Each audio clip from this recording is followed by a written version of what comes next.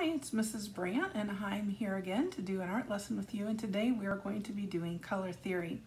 We're going to be learning about what colors mixed together make what, and I know we have talked about this already, but our lesson is going to be to do a color wheel, but this time we're going to do it as a pizza. Now, I got this lesson plan idea when I took a watercolor class this summer, and there was another art teacher from Cleveland, Ohio, Dana Castragano, and she taught this lesson to her second and third graders. So I'm going to use this lesson for you. First thing we're going to do is we're going to make sure we have all our supplies before we get started painting, because you know how watercolor goes. Once you get started, you really need to keep going because it dries kind of quickly. All right, so we need to have all our supplies. We're going to be taping our watercolor paintings or our papers to a tray. And if we run out of trays, then we will go ahead and tape it right to the table and use some fans. But we're just going to use masking tape, but blue painter's tape will work fine too. We need a pencil, and we're going to need some crayons because we have to draw our pizza toppings. Obviously, we're going to need our paints today and a brush, and you're going to need a sprayer, some water, and maybe a dropper, a little water dropper. First thing we got to do is we got to get our paints ready to go.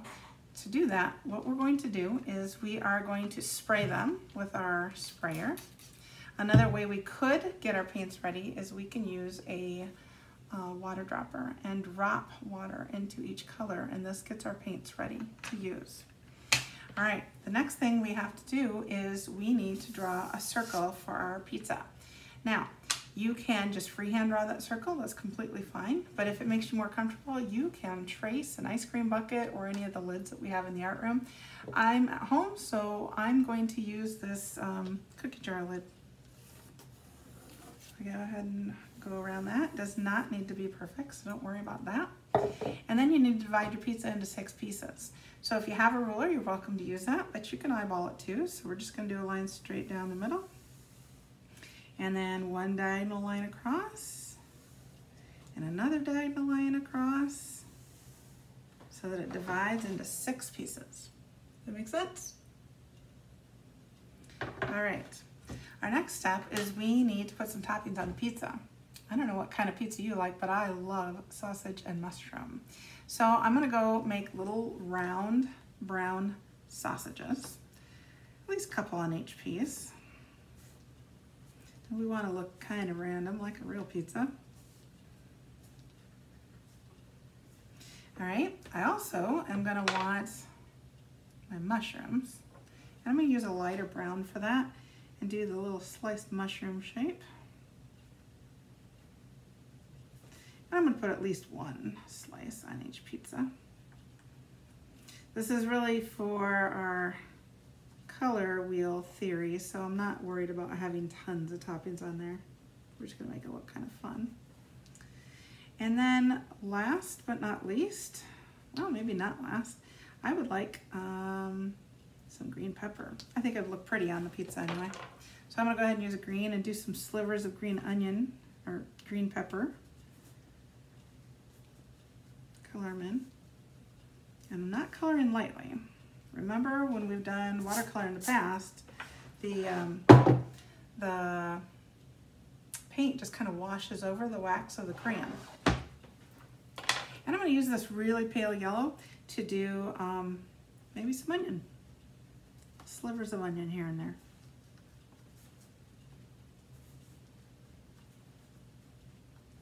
All right, that's good enough. All right, so now I am ready to go ahead and do my painting. We know that the most important colors are the primary colors, and those are red, yellow, and blue.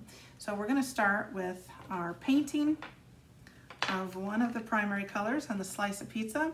So we're going to go ahead and I'm going to start with yellow up here in the corner.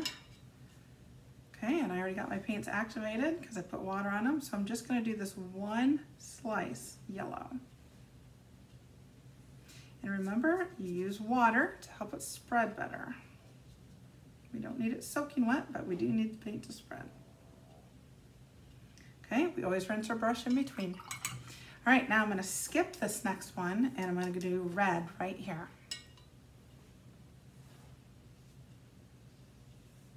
All right, up to the corner. I'm trying to stay in my lines pretty well.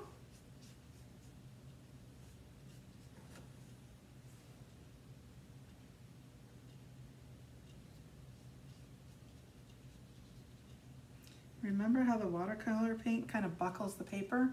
That's why we taped it down. All right, and finally I'm going to skip this next one and I'm going to go with blue. All right.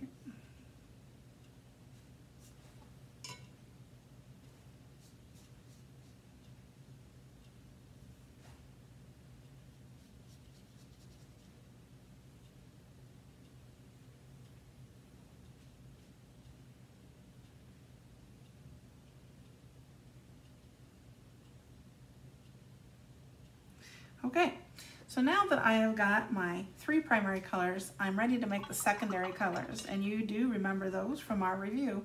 It is what? Orange, purple, and green. All right, so the 2 colors on each side, those mixed together make that secondary color. So I'm gonna go ahead and mix right in my lid, and I'm gonna mix the yellow, and I'm going to mix the red. And it is really bright, so I'm going to rinse my brush and get a little more yellow out of that. There, that's better. I'm going to put that in the spot. Now, I've got to be patient. I can go right up next to it, but not quite touching. Because if I touch, what happens? Do you remember? The 2 colors mix together, they bleed together, and that's kind of frustrating. So we're going to close up to it, but not quite touching. Otherwise, I could be patient and wait until all of those are dry and then do my secondary colors. That's a possibility too. All right, my next one is supposed to be red plus blue equals purple. So I'll go ahead and put my red down. Blue, next, maybe a little more red on there. It's a nice purple. And paint that in. Close together, but not quite touching.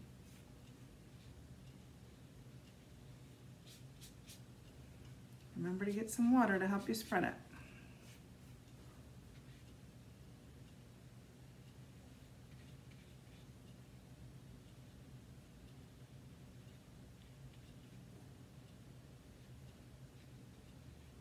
All right, the next one is going to be what? Blue plus yellow equals green. All right, we gotta mix that in a new spot. So we'll go with the yellow here. Rinse, add some blue. That's a nice green. We're gonna go ahead and paint that in close, but not quite touching. We're trying to make sure they don't bleed into each other. Not always perfect though. No big deal if it does.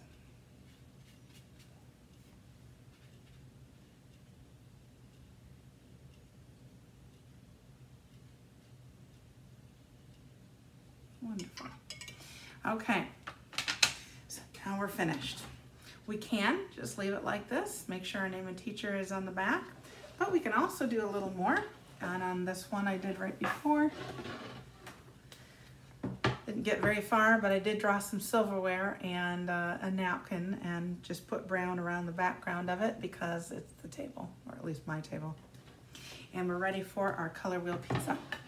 All right, thanks for painting with me, and I'll see you next time.